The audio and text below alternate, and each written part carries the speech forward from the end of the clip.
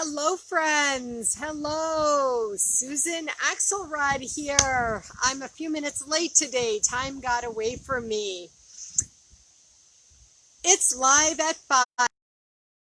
Susan Axelrod. I'm a little casual today. I've been busy and have a lot going on, but I wanted to just run outside and take advantage, as much as possible of how beautiful it is. Can you see the sky? No, there it is. Yeah. It's just beautiful. It's just really a beautiful day out here. I am loving the fall weather. It's really full on fall now, and I'm going to be out here as much as possible for the last weeks before the snow starts to fly in this part of the country.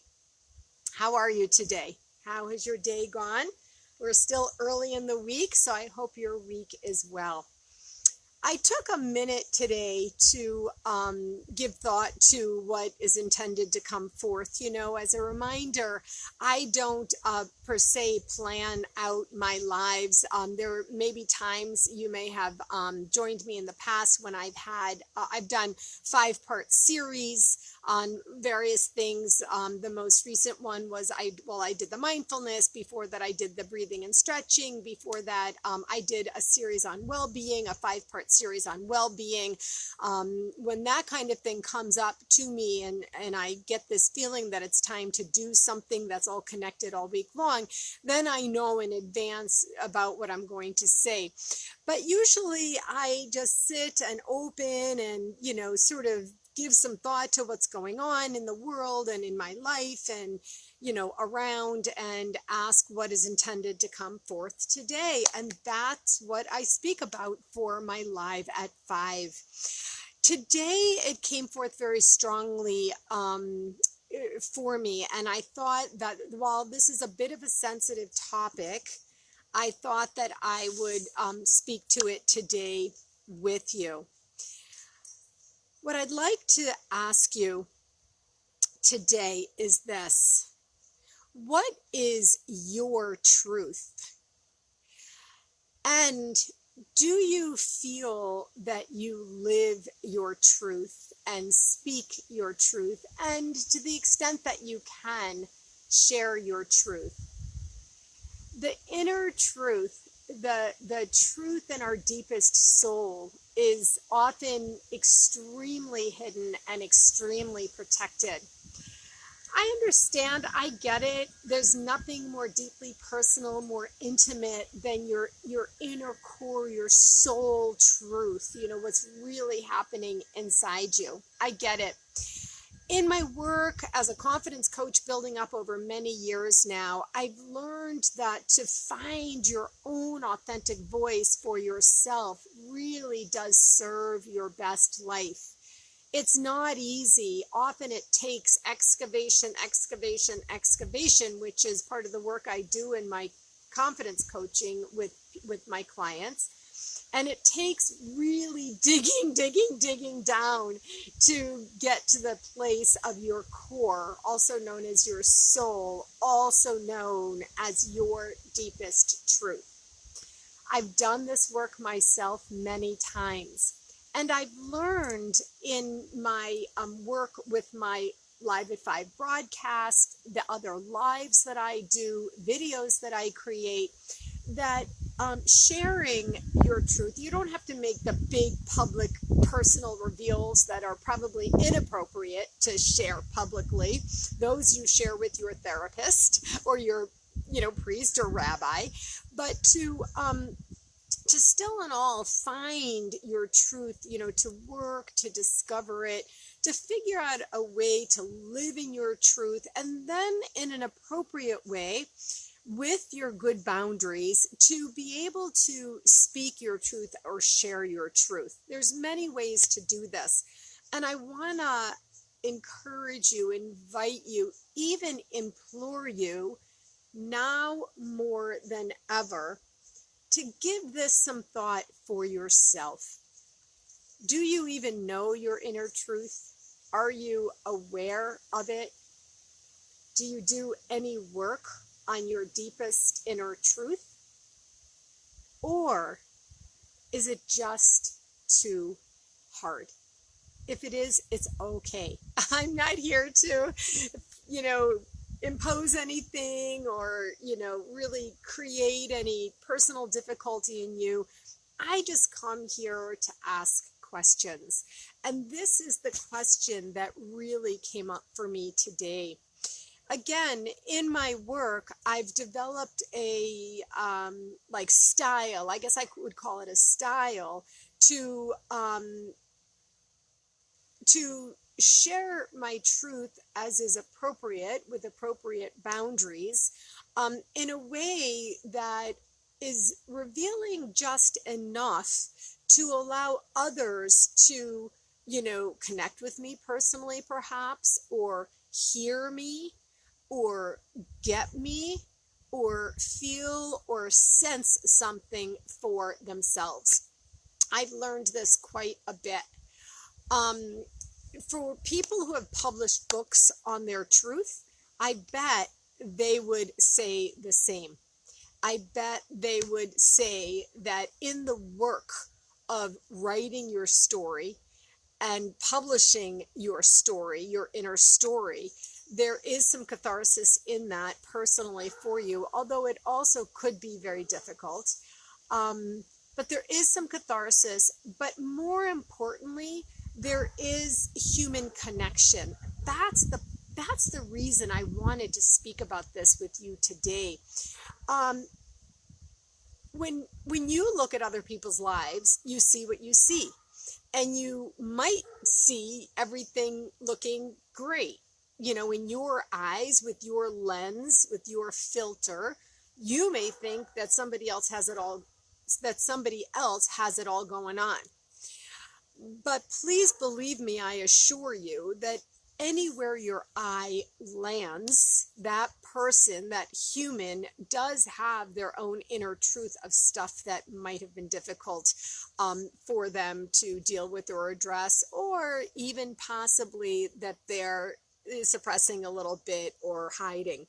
In my work with clients as a confidence coach, I often do soul excavation. I work in a very safe and loving space to, invite people's truth to come forth, and I cradle it, myself in a loving way.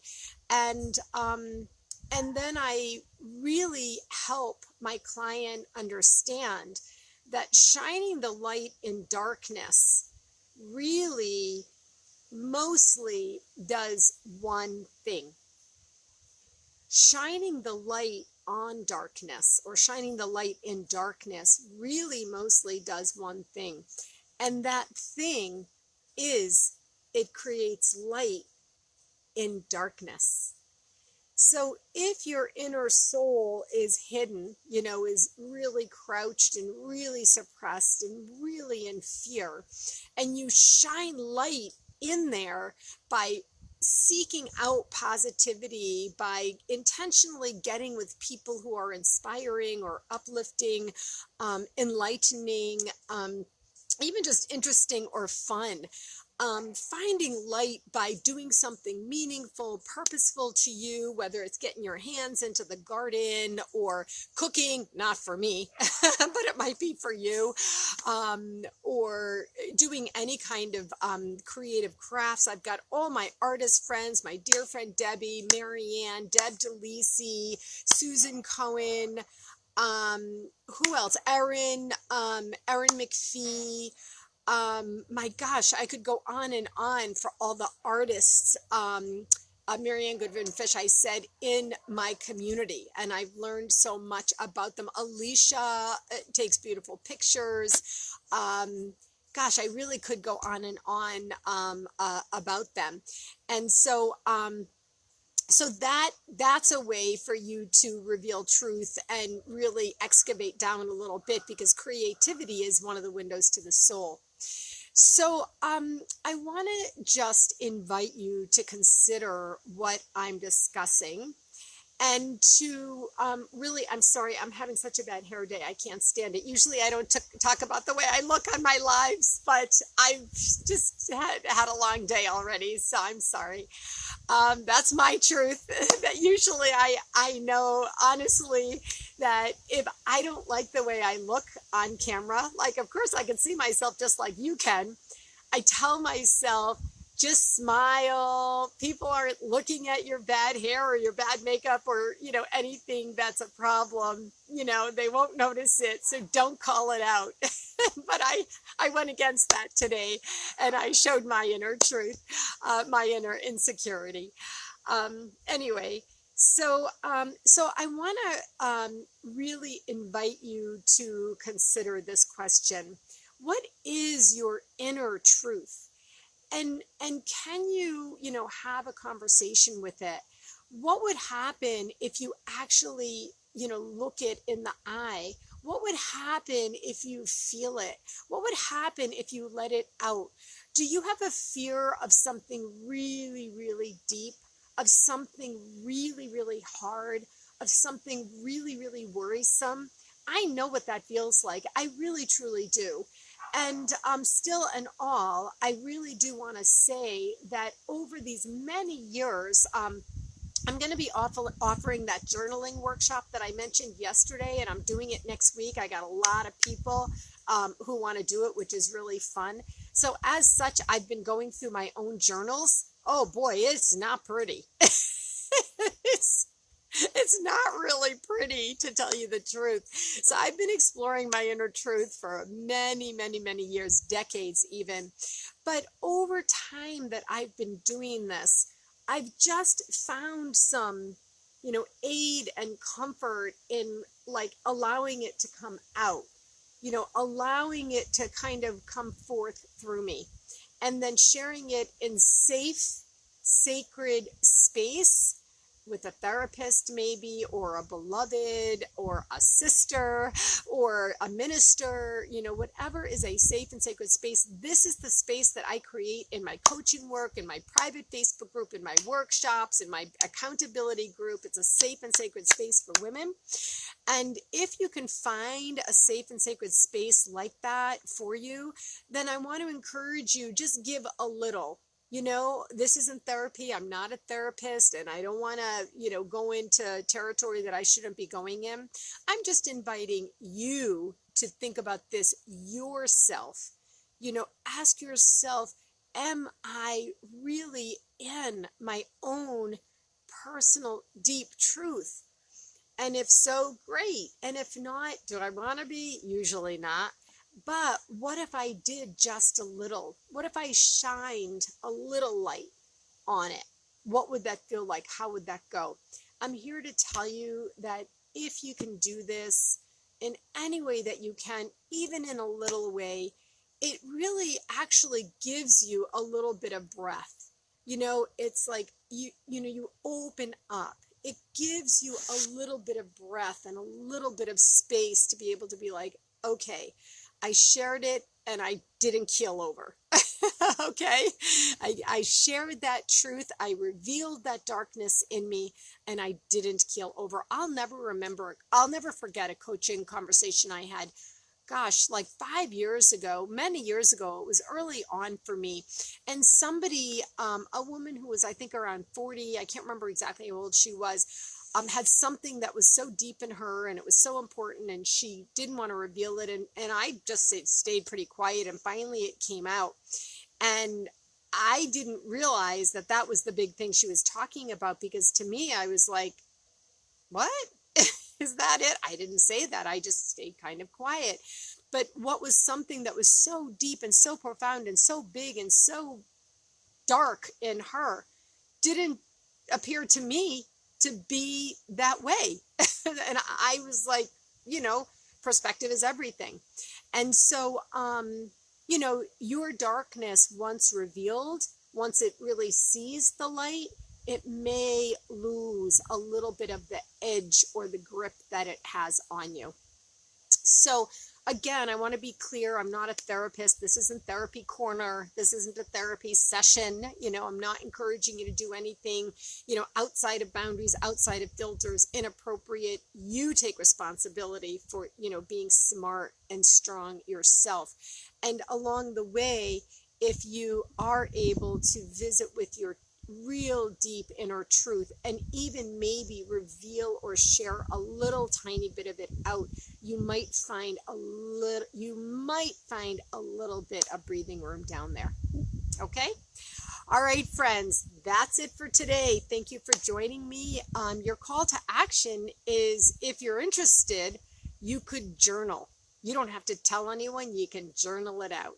And of course, I'm offering a journaling workshop next Tuesday, I think it is. It's in my other live from yesterday if you want to look it up. That's just a free, fun workshop that I'm doing for women. All right, friends, that's it for today. Thank you so much for joining me. If you're watching this by video, please type in #replay so I know you were here. All right, friends, have a good evening. I'll see you tomorrow.